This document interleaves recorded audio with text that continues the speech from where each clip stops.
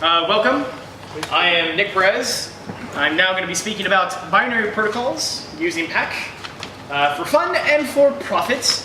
If you attended my serial talk and you also attended Damien Brisky's talk about our session or our server-side cookie infrastructure, this is another key piece that fell out of working on our server-side cookie implementation. And now we're going to talk a little bit about binary protocols using PAC. So first things first, protocol design. Who here has designed a protocol for anything? Anything? Okay, good. You can tell me how I did it all wrong. So there's some things to consider when you are basically designing a protocol. Information content. What is it that you're going to be communicating back and forth? The payload content itself. Are these going to be messages? Are they going to be, is it going to be raw data? Is it going to be objects? What is it going to be and what is it going to represent? Payload size is also very important. So if you can imagine, if you have a system that requires, I don't know, several thousand transactions per second, you want the overhead of your protocol and the actual payload sizes to be fairly small. You don't want to saturate the network. Yes, a disagreement. Yeah, it depends whether you're a seller of hardware or not. That's why. Seller of hardware, yeah, what? That's why they invented XML. Correct. Which is why we didn't use that. Yeah. What up? Never mind. No, tell me. He likes her hair. Thank you. I appreciate it. You too can have a haircut like me. No, I can't. And then also the frequency of the messages. How chatty is your protocol actually going to be?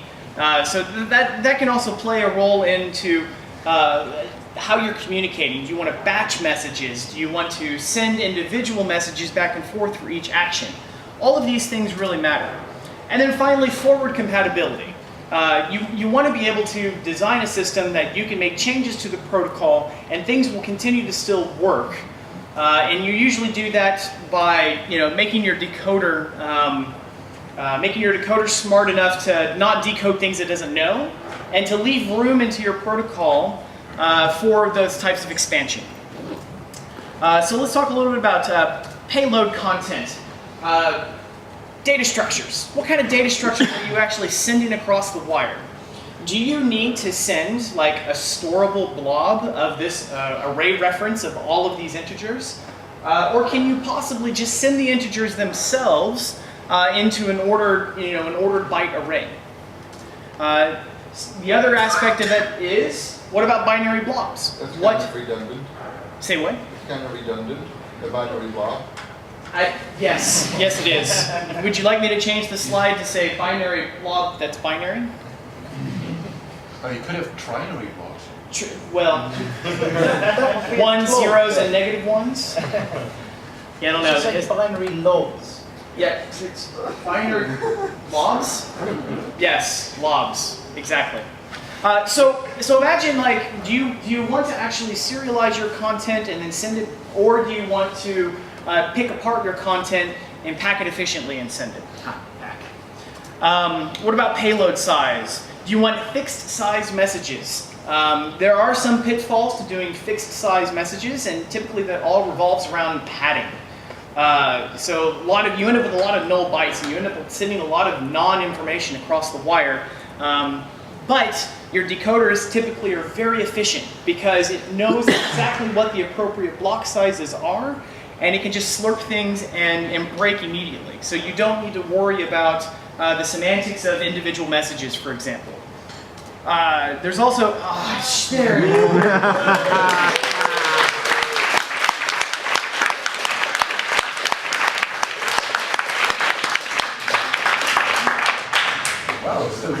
Any questions? Yes? Could you go back a bit? I'm going to try. I may have to sacrifice a goat. We'll have to see. Yes? Is that it? No. Any other questions? How did you do that? So you take OS X and then you apply VirtualBox with a Linux installed inside of it, and somewhere along the way you end up with this. Still going. Yes, I am well aware that it's still going. Stop. Okay. Did anyone remember what number I was on? Gloves. Four. Binary gloves. Well, duh. So okay, so let's do it. 5 readers or something? Hold on. Grab. Let's just grab 4 blobs. I guess I need a R or something. There we go. Dash R. There you go. Okay, so I was on 4Z. All right, let's try this That again. would be Yakuto. Computers. I know, right? I don't want to have to do the damn. Whatever. So we'll try this again. By the way, I have some things to consider. And blah blah blah. Okay, payload size. Fixed message size, frequency of the messages. Aha! Expected communication flow. That's the other thing that you have to consider is how your communication is supposed to flow through the system. Do you send a command and then some processing occurs and you get a result? Do you send a command and then poll for that result? So you have to consider, asynchronicity. That's not a word. But that can play a big role in how you design your protocol. Prime example, for .NET's Ad Center, they do a lot of things asynchronously. They return tokens. You say, I want to do this update, and you send them a big chunk of data, and they say, okay, sure, here's this token, and when we're done, we'll let you know. But not really. It's more like you have to poll every 5 minutes kind of thing. And then it tells you, it's a terrible protocol. Okay, so now let's get to the meat of things. Talking about pack and unpack. So here's a snippet from the pod on the documentation for pack. Who has actually seen this? Hands. Okay, fair number of you. Well, I'm going to show you if you haven't seen it before. This is the documentation for pack. Yeah, it's a language in its own. Yeah, That's only part of the documentation. Yeah. right. There's also broke-back tugs. This is also true. And there's also commands in the source. Correct. Absolutely. And there's also the source itself because anything else is incomplete. Right. So we've been talking. I don't know, a good 20 seconds or so, and there we go. We're sort of at the end. Okay, and I don't think that's all of it. But you can see that's a mouthful. And I can understand why some people might find pack to be a little too dense to accomplish whatever you need to accomplish. But I'm going to show you that it really isn't all that bad. Because I think pack by far is one of the more beautiful parts of Perl. It has its warts, I will give you that, but you can accomplish really cool things with pack that you really couldn't do otherwise. For our particular use case, we needed a very thin framing around basically serial blobs because we were working with like server-side cookies and unschemaed data. But we didn't want to like serialize a packet of serialized packets because that seemed a little redundant, and we could do something simpler. So we decided to basically go with pack.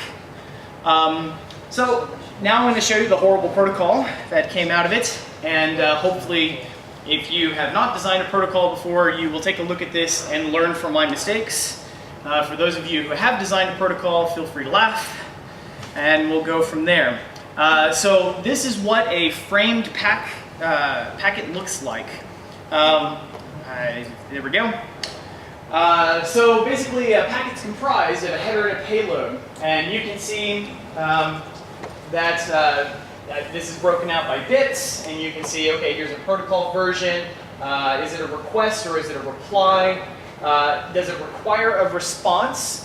So in our particular case, we had a number of messages and commands that we would send, that didn't require a response. So we didn't want to wait around for one, and we didn't want the other end to worry about sending one. So we had a bit set aside just for that. And then, of course, the type of packet that it is, and then, of course, a blob or a payload that is entirely dependent upon the type. So we have a number of bits set aside specifically for different types of packets. How many bits is that? It's enough bits. That's enough packets. Sure.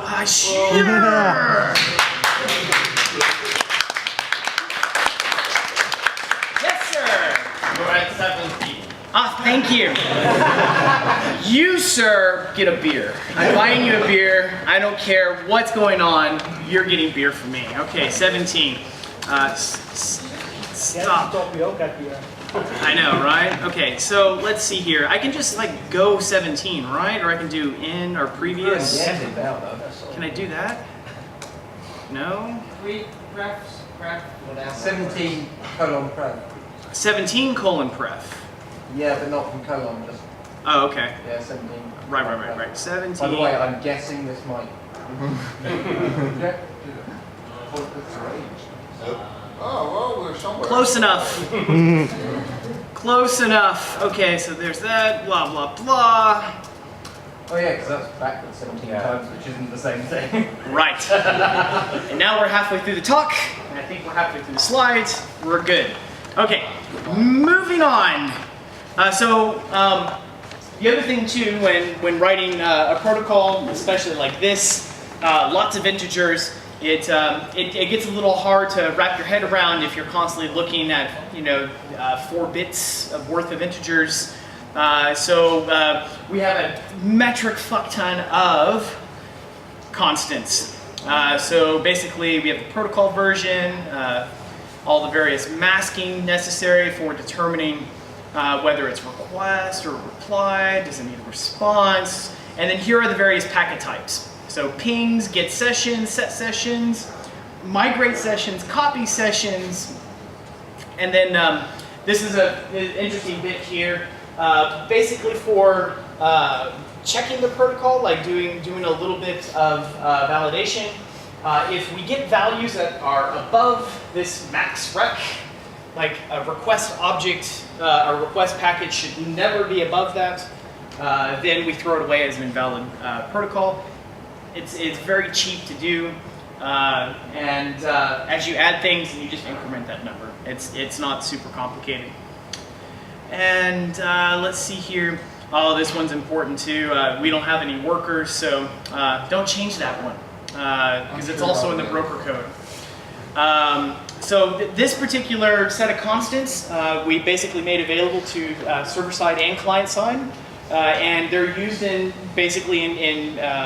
developing or for writing and reading packets for the protocol. And yeah, that's about it.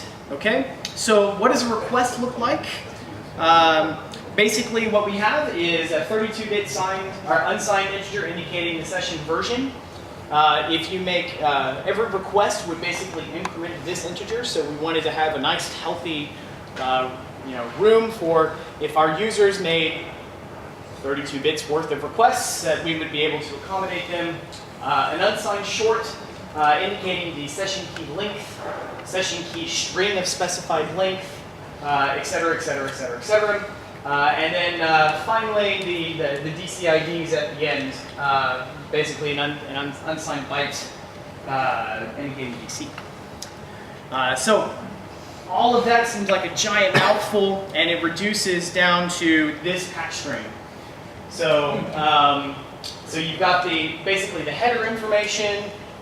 You've got this is the version. Here's the string itself, and then the DCIDs.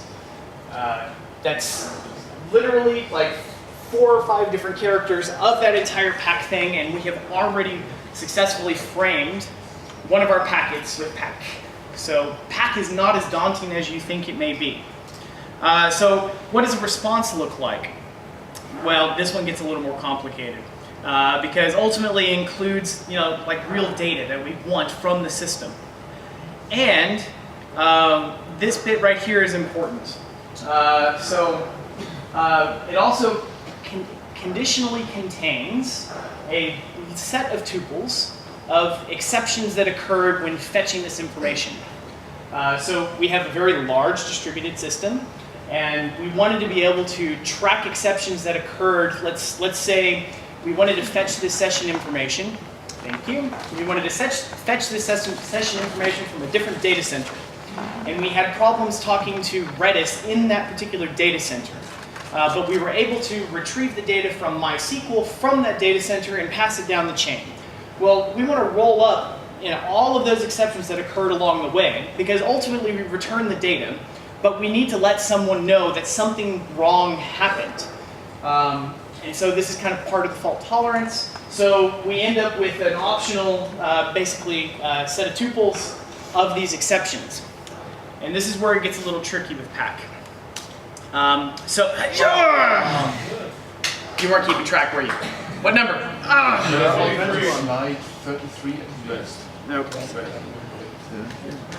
I'm going to stop futzing with this. Hold on. You know what? I can back up. Look at that. Okay, so here's the magic pack string for that. But then it gets even more complicated if you have exceptions. So we add this specifically to the end of the pack string for our exceptions.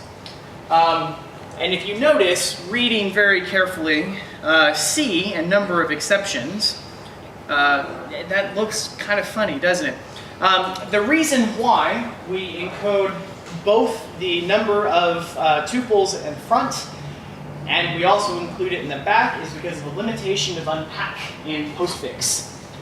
So when you're doing grouping, you can't basically do a v/grouping. It just doesn't work. That is the limitation in pack that we have found that I would love to fix, but Nicholas says that code is horrible. I don't know. It is. Well, there you go. It's one of the scarier pieces of work. Right. So I don't know. We need to apply lots of beer or something. Right. So yeah, and because of this, you end up with code that sort of looks like this. So we're going to unpack our data structure, and okay, here's our payload. But if we have more than X number of segments that we have encoded, then that means that we have additional information. That's a terrible hack. But so we're gonna splice off and pull in our offset of where we're supposed to be. The @ is offset into pack. Here's that magical pack string for our tuples and our exceptions, and then the tuple count that we want to retrieve out of the blob that we have. And then go through and unpack all of the exceptions, and that we're good to go. And since each tuple has 4 number of items, we then do this, and then blah, blah, blah, blah, blah. And like magic, we now have a variable length tuple set in our packet that we're returning. Wow, no wonder you hired him. Wow. Okay, I'm sorry. Wow, okay. All right. So what's the takeaway from all of this? Pack isn't scary, I promise. Our payload overhead size is incredibly tiny. Like you saw, the bits in and of themselves are very small. Use case didn't require anything more complicated. And you can build a simple protocol with just CV, VA, and some grouping. Now questions. Yes? We have all kinds of messages. Have you tried the size or calculated the size of these messages when you use a readable format like JSON or XML or nperez? Because if the size of the messages never exceeds UDP message size, then the whole binary stuff is not gaining any performance. The other thing to consider too is that if you were to use JSON or some of these others, then you're spending time doing a lot more encoding, decoding. Huh? Yeah. That's all in excess. Yeah, but you know what? I care.